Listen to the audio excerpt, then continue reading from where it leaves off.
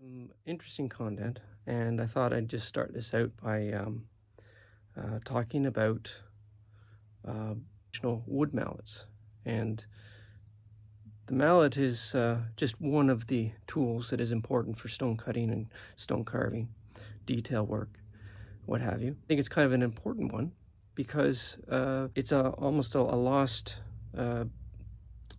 tool that very few people are using these days, except for traditional restoration or heritage cutters and carvers. Yeah, so anyways, I thought I would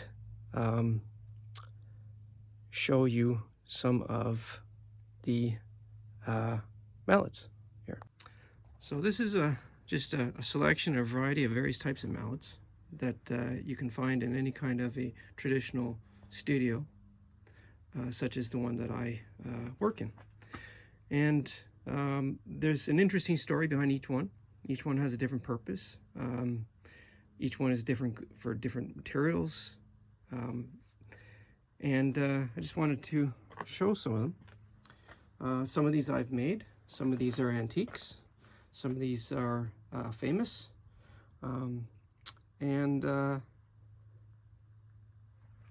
They each have some great history behind them. And of course, this one here is, without a doubt, the most famous one. As you can see, it's this is my hand, so it's quite a good size. That's a traditional stonecutter's mallet. Comes from Ireland. It dates back to the 1880s to start with. It's made of Irish apple. Apple wood is a traditional wood used for stone cutting mallets, and it's obviously from a very large apple tree, because this would have been cut out of the side of it as opposed to from the heartwood. And it's burly and gnarly and well seasoned and well used. It's been used on many famous buildings over the years, both in Toronto and in England and in Ireland. And this is my boss's mallet. It was given to him by his boss. It's just an absolutely lovely tool to use. I did much of my apprenticeship using this mallet, and it's amazing how something as inanimate as a wooden mallet can actually have a personality of its own. And this is a mallet here that is well in excess of 100 years old, and is perfectly good, perfectly serviceable, and has another 100 years worth of use out of it at least before it should ever be retired. So yeah, that's the story of the mallet, and there's absolutely no reason why anyone should ever need a nylon mallet. And there's some, I'll explain the differences at the time. In other videos, I will talk about why wood mallets are far superior to nylon mallets in every possible way. And once you've used a wood mallet, you will never ever go back to a nylon mallet. It's completely unnecessary. You can make your own wood mallets, and once they're seasoned, they become heirloom pieces. These are some carving mallets that I've made myself in my apprenticeship. This one is lightweight. It's made out of 2 pieces put together, so it's not even made traditionally, but it serves its purpose, and it's got a nice light. It's made of a Brazilian cherry. It's light. It's fairly strong. This one here is made out of what I believe to be a local plum from a dead tree from my neighbor's backyard, actually, and with a slight cherry extension to it, and it's served me well. I've used that for over 20 years. This one here is believed to come from France. I believe it's some kind of a, it's possible it's some kind of a cypress. I'm not really sure. It's got a lovely sponge mallet, and it's what would be referred to as a traditional long shaft mallet. And this is one that would have been used by a French carver, possibly. If it could speak for itself, I'm sure that it would have a lovely story to tell you. This is another, this one comes from Ireland. Again, this is one that my boss Robert and his father used. and it's again lovely, well worn, well used, well loved mallet. Good for probably all kinds of hard to medium density stones. This one here has an interesting story. It was used by my boss for the very first time when he was 8 years old doing a marble carving. This was the very first mallet he ever swung. And it's obviously extremely old and has an incredible history of itself. You can see the worn away knot or hole in it. It's got worm rot in it, and it's God knows how old. But it's again got some lovely history of it, and it was used by Robert's father and probably a lot of his brothers. And here is one that I made back in, actually I put a date on it, as you can see, 2020. I made that. It's the handle, I believe, to be several hundred years old from an older mallet that was dry rotten that I picked up at an antique shop. And the handle was just so lovely. I recycled the handle. I still have the head of it, but it's not really much good for anything, as it just kind of falls apart when you try to use it.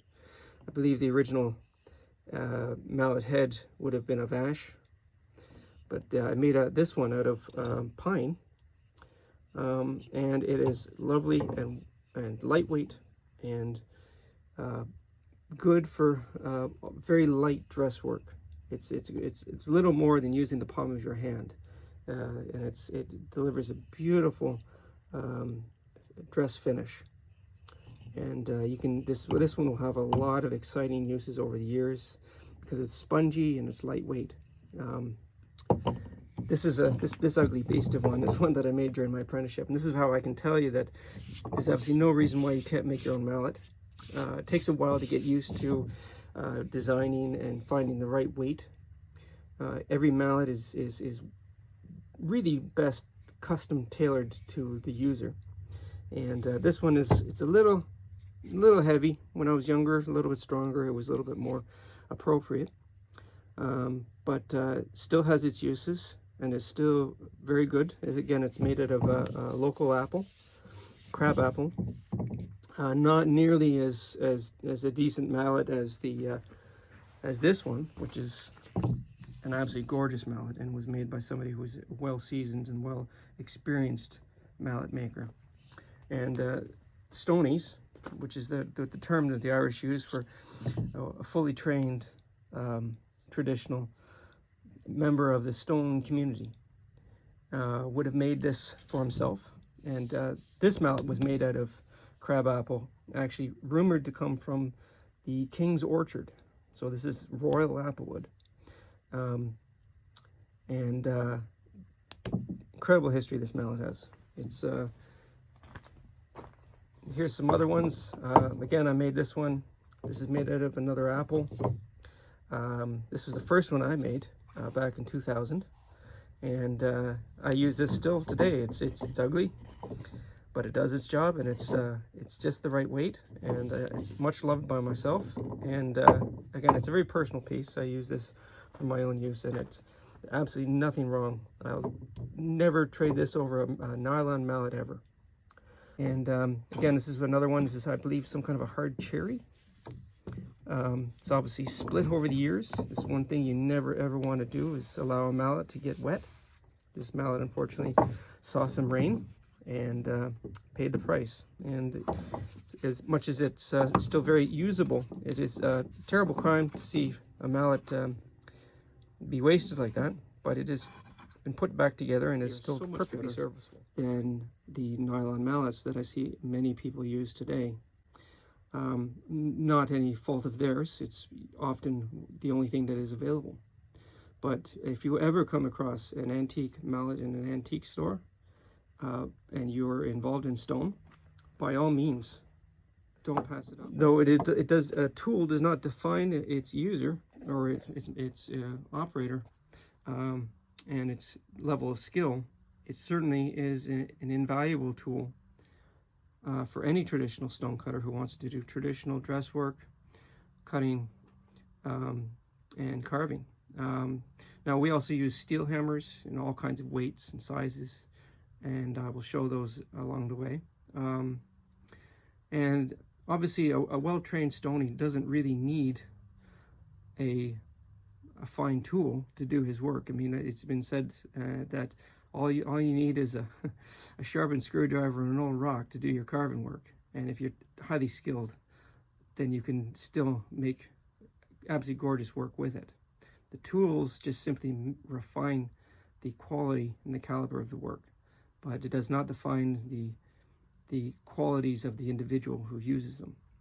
Example of showing some of the mallets that we use in stone. I have so many interesting things to show you and to talk about in the coming future, and I know that anybody is interested in heritage structures, old buildings, restoration, do-it-yourself, fascination in history, because this is living history.